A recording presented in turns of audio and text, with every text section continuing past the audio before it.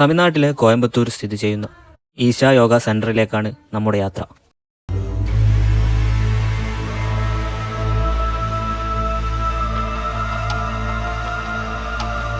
ഗാന്ധിപുരത്തു നിന്നും 14D എന്ന് പറയുന്ന ബസ്സിലാണ് നമ്മൾ കയറേണ്ടത്.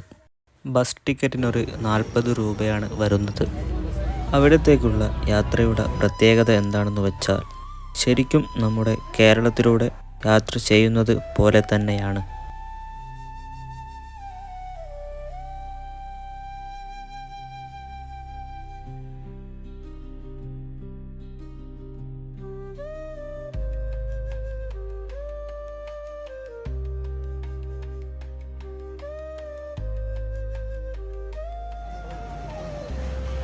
ഈശ യോഗ സെൻറ്ററിലേക്ക് സ്പെഷ്യൽ ബസ് സർവീസുകൾ ആയതുകൊണ്ട് തന്നെ നമുക്ക് ഡയറക്റ്റ് അവിടെ തന്നെ പോയി ഇറങ്ങാവുന്നതാണ്. ഈശ യോഗ സെൻറ്ററിൻ്റെ മെയിൻ എൻട്രൻസ് ആണിത്.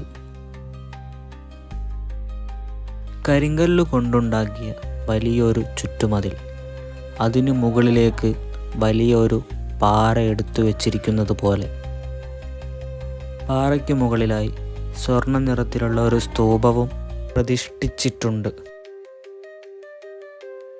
കവാടത്തിൻ്റെ അവിടെയുള്ള ഭംഗിയുള്ള ഒരു കാഴ്ചയാണിത്.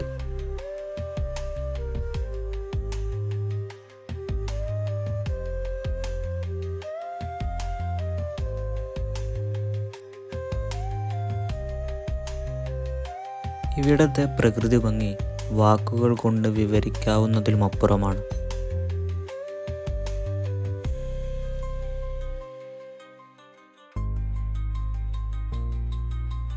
മെയിൻ കവാടത്തിൽ നിന്നും ഏതാണ്ട് 1/2 കിലോമീറ്റർ മാറിയാണ് പ്രതിമ സ്ഥിതി ചെയ്യുന്നത്. മിറാക്കിൾ മൈൻഡ് സദ്ഗുരു എന്ന് പറയുന്ന ഒരു പരിപാടി അവിടെ നടക്കുന്നുണ്ട്.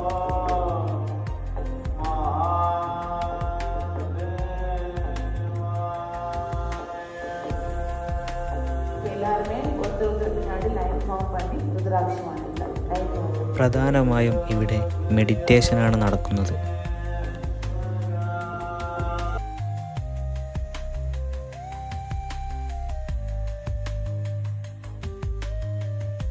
അവിടെ നിന്നും കിട്ടിയ രുദ്രാക്ഷവുമായി വീണ്ടും പ്രതിമയുടെ അടുത്തേക്ക് നടന്നു. ഭക്ഷണം കഴിക്കാനുള്ള സൗകര്യം ഇതിനകത്ത് തന്നെയുണ്ട്. ഇതിൻ്റെ അകത്ത് തന്നെ നിറയെ കോഫി ഷോപ്പുകളും ഹോട്ടലുകളുമുണ്ട്.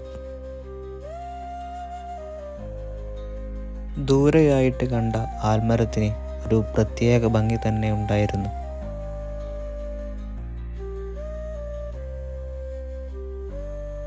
ഒടുവിൽ നമ്മൾ പ്രതിമയുടെ അടുത്തെത്തിയിരിക്കുന്നു.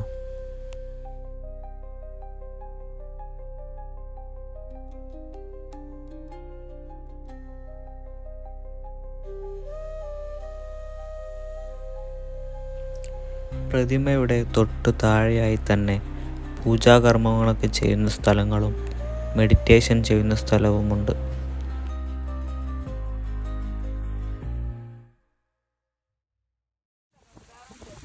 പ്രതിമയുടെ അടുത്തു വന്ന് നോക്കിയപ്പോഴാണ് മനസ്സിലായത്, ഇതൊരു പാറയിൽ കൊത്തിയുണ്ടാക്കിയ പ്രതിമയല്ല.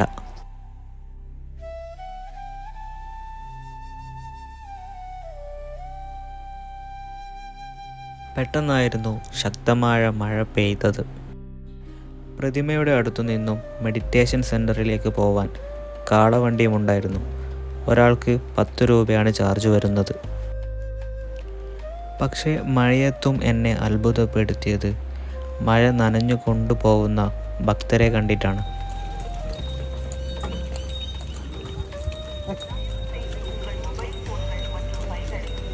ഞാനും അവിടുത്തെ ഒരു കാളവണ്ടിയിൽ കയറി. മഴ പെയ്തപ്പോൾ കുറച്ചുകൂടെ ഭംഗിയായി കാഴ്ചകളൊക്കെ കാണാൻ.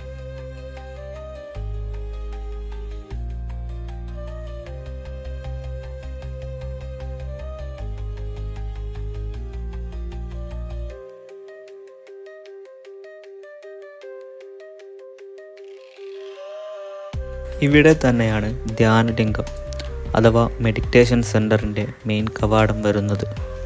പക്ഷേ ഇതിനകത്തേക്ക് നമ്മൾക്ക് ഫോണോ മറ്റ് സാധനങ്ങളോ കൊണ്ടുപോകാൻ സാധിക്കുന്നതല്ല.